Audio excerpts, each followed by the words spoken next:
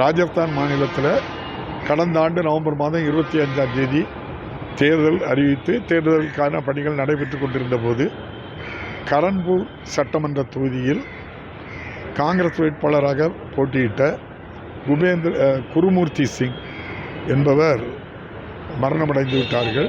மீண்டும் ஜனவரி 5ஆம் தேதி தேர்தலுக்காக பாரதிய ஜனதா கட்சியிலிருந்து சுரேந்திரபால் சிங் போட்டியிடுறாங்க. அவரும் இண்டிபெண்ட் மினிஸ்டர் ஃபார் ஸ்டேட் ஆட்ட அவங்களே என்ன செய்கிறாங்க, பதவி பிரமாணம் செய்து வச்சுருக்காங்க. பிறகு தேர்தல் நடக்கு. அவர் தேர்தல் கோட் ஆஃப் கான்டக்ட் இருக்குது. அவர் இடைத்தேர்தலில் வேட்பாளராக தான் நிற்கிறாரு.